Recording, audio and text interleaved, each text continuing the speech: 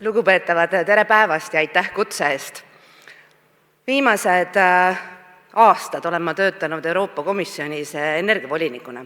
Ja need 5 aastat, kui ma seal töötasin, oli minu mantra, et Euroopa Komisjon on energialahenduste suhtes tehnoloogianeutraalne.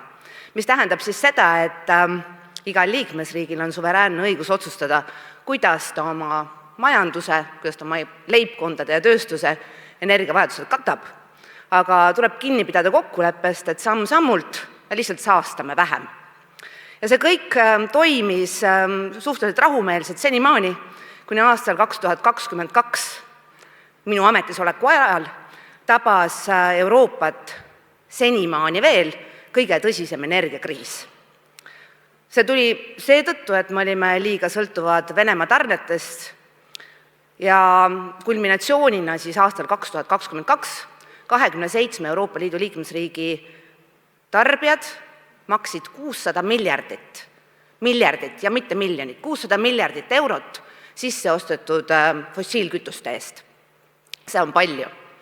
Ja sellest hetkest alates taastuvenergia ei olnud enam osa kliimapoliitikast, vaid osa kliimapoliitikast, vaid see oli selge, et see on osa meie sõltumatusest, sest päikest ja tuult ei saa ükski vaenulik jõud oma suva järgi kinni keerata. Ja minu jaoks ei tohi raisku lasta ühtegi head kriisi. Me oleme täna jälle uues kriisis. Meil on taas fossiilkütuste kriis, sest et kusagil kaugel Hormuzi väinal ei saa enam naftatankerid ja ka LNG, veeldatud maagaasi tankerid, laheriikide toodangut maailma turule tuua. Esimeste nädalate jooksul loomulikult kõige suurem valu on tabanud Aasia tarbijaid, sest Araabia Ühendemiraatide, Kuveidi, ka osa Saudi Araabia ja kindlasti Iraani naftatoodangust leidis turu just Aasia turgudel ja ka Katar, kes on maailmas suuruselt teine veeldatud maagaasitootja, müüs oma toodangut eelkõige sinna. Aga fossiilsed turud on omavahel seotud ja ka meie näeme hinnatõusu. Mis selles kriisis head on? Hea on see, et eurooplased ei tunne kõrgest naftahinnast nii palju valu kui mõned teised piirkonnad. No näiteks ameeriklased on sisenemas hooaega, mida nimetatakse driving seasoniks, see on see hetk, kui ameeriklased hulga kaupa sõidavad oma eraautodega pikki vahemaid ja on selline trend, et kui nad suvehooajal neid sõite tehes peavad maksma oma autot tankides kõrget hinda, siis sügisel vahevalimistel nad olemasolevaid võimul olevaid jõude karistavad. Nii et see valu on alati vajalik silmas pidada, kui me räägime maailma turgudest. Mis on Euroopal veel head? Alates 1970-ndatest, kui läänemaailma tabas esimene energiakriis, oleme me varunud endale sellisteks puhkudeks strateegilise reservi. Igal Euroopa riigil on 90 päeva jagu nafta ja rafineeritud naftatooteid salves ja see on siis võrdväärne selle mahuga, kui meil korraga meie tarnijad täiesti nulli läheksid, mida ei ole juhtunud. Nii et kui meie valitsused näevad, et hinnad lähevad üle piiri kõrgeks või on mingi varustuskindlusega jama, saavad nad neid varusid rahulikult turule lasta ja siis jälle välja tõmmata. Täites siis mahutid madalama hinna olukorras. Nii on tehtud näiteks aastal 2022 2 korda ja nafta hinda hoiti suhteliselt tasases tempos. Euroopa valupunkt on maagaas. Meil on palju naabreid, kes talvel kütavad oma kodusid gaasiga. Meil on mitu liikmesriiki, kelle enamus elektrist tuleb gaasijaamadest. Hea asi on see, et kütteperiood on lõppemas, aga veel parem on see, et kui me vaatame gaasi hinda meie börsil, siis kui aastal 2022 see hind tõusis peaaegu aastaks 100 euro piirile, siis tänavu, praegu viimastel nädalatel on ta tõusnud ka märkimisväärselt, aga on jäänud kuhugi 50 kanti seisma. Nii et midagi me oleme võrreldes 4 aasta taguse ajaga õigesti teinud. Ja ma arvan, et üks asi, mida Euroopa ühiselt on õigesti teinud, on numbrites väljendatav. Möödunud aastal oli esimene aasta, kui päike ja tuul tootsid rohkem elektrit kui kõik fossiilsetel kütustel töötavad Euroopa elektrijaamad kokku. Ehk sa vähendad tarbimist, vähendad selle kauba tarbimist, mida me sisse ostame, mis tähendab, et me saadame oma raha ära kolmandatele, mõnikord sõbralikele, mõnikord mitte nii sõbralikele riikidele. Nüüd tagasi Eestis olles olen ma tähele pannud, et siin on tuline debatt käimas. Iga kord, kui hinnad on kõrged, siis loomulikult see on kriis ja kriisis on palju arvajaid. Mis mind hämmastab, on see, et kõige kõvahäälsemad arvajad on need, kes tahaksid aja seisma panna. Või siis lausa tagasi keerata, eriti energiapoliitikas. Et kes kahetseb seda, et me oleme osa Põhjamaade börsist, või siis ütlevad, et õõnestavad taastuvenergia mõttekust, öeldes, et talvel me sellega küll tuba soojaks ei saa. Ja selle juures nad jätavad tähelepanuta, et millisest keerulisest olukorrast meie piirkond on välja tulnud. Aastal 2022 ei keeranud Venemaa kinni ainult maagaasi, mis tuli siis Euroopasse varem valmis ehitatud torude kaudu. Meie piirkond sai Venemaalt ka väga palju elektrit. Näiteks Soome importis aastal 2021 9,4 teravatt-tundi elektrit. See on rohkem kui terve Eesti aastane tarbimine. Ja Soome õnneks, siis kui see Venemaa elekter üleöö ära kadus, tuli neil lõpuks ometi 14 aastat edasi lükatud Olkiluoto 3. tuumareaktor turule. Ja nemad katsid oma augu ära. Aga meie siin, Eesti, Läti, Leedu, saime elektrit ka lisaks Venemaa söe- ja tuumajaamadele Valgevene ühenduse kaudu Ostrovetsi tuumajaamast ja ka see kadus ära. Üle 4 teravatt-tundi ja kuidas me selle augu oleme ära katnud uute päikese- ja tuulte võimsustega, aga ka toimivate ühendustega naabritega.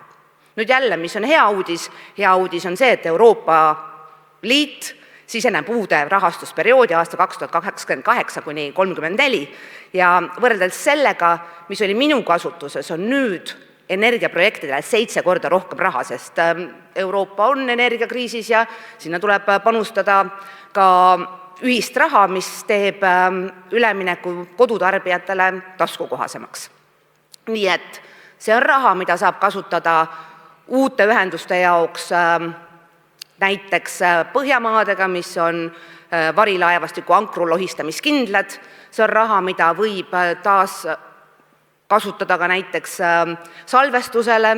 Meie oleme rääkinud siin Paldiski hüdropumplast, aga suurusjärgus, kui Eesti, Läti, Leedu said sünkroniseerimiseks miljardi Euroopa Liidu kaasrahastus, siis nüüd on selles ühises ümbrikus 7 korda rohkem raha ka meie projektide jaoks. Milleks seda raha kasutada ei saa, on tuumaenergia. Euroopa Liidu kaasrahastus ei lähe kunagi tuumaenergia projektidele. Ma arvan, et see ei ole süü, et Euroopas on üldse sellel sajandil turule tulnud vaid 3 konventsionaalset uut tuumaelektrijaama ja loomulikult neid SMR-e ehk pisikesi moodultuumajaamu, neid Euroopas veel ei ole, et neid on olemas ainult Hiinas ja Venemaal. Ja siin võiks tähele panna, mis toimub maailmas. Möödunud nädalal toimus USA ja Jaapani tippkohtumine, kus siis Jaapani peaminister andis teada, et jaapanlased kavatsevad USA-sse kõvasti investeerida 40 miljardit, jälle miljardit dollarit 10 väiksesse moodultuumajaama, neisse, mida veel ei ole, aga mis loodetavasti tulevad. Ja nüüd mõtleme ja arvutame tagasi, et kui siin Eestis räägitakse 2 väikesest ühikust, siis 10 on 40 miljardit, 2 ühiku hind ilmselt ei tule odavam. Nii et pikk jutt kokku tõmmates ja rääkides sellest, mida Eesti võiks siis teha, kui meil on miljardeid panna oma energiasõltumatuse tugevdamisse, lisaks päikesele ja tuulele, mis tulevad turule juba vastu turgu ja eraraha toel, siis ma arvan, et elektriturust rääkides meil on vaja tagavara võimsusi. Ja need võivad olla gaasijaamad, aga see gaasijaam ei pea elektrit tootma nendel tundidel, kui kõik muud võimsus on töös, mitte maagaasi toel. Et Eestis on küllaga potentsiaali toota biogaasi. See annab piirkondadele lisasissetulekut, see annab meile ka võimaluse jooksutada oma gaasijaamu kodumaise allika peal. Teine küsimus, mida väga vähe räägitakse ja ma olen kuulnud paljudelt oma tuttavatelt, kes kurdavad kalli kodusooja üle, on keskküte. Keskküttejaamad, koostootmisjaamad annavad lisaks soojale ka sellel külmal ajal elektrit, mida on meil väga vaja. Ja midagi pole teha, keskküttepiirkondade laienemine on ka väga optimaalne. Mõistlikuma toasooja saad siis, kui seda tehakse üheskoos, selle vastu, kui iga majapidamine omaenda gaasikatelt jooksutab. Ja kolmas mõte, et Eesti on alati olnud väga uhke, et me oleme peaaegu laboratoorium, me katsetame uusi asju. Ja sellega ma tulen tagasi jälle tehnoloogia neutraalsuse juurde, et neid SMR-e ohutult praegu veel läänemaailmas ei ole. Ja me peame silmas pidama seda, et nad vajavad teatavas rikastumisastmes uraani. Neid riike, kes sellist kütust pakuvad, on suhteliselt vähe, ega vastasel juhul ei oleks Euroopas ikka veel 5 riiki, kes kasutavad Vene tuumakütust, sest sul lihtsalt on väga keeruline tuumakütuse tarnijat vahetada.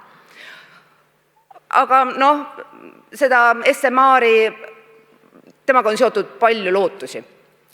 Need on väikesed kuubiktuumajaamad.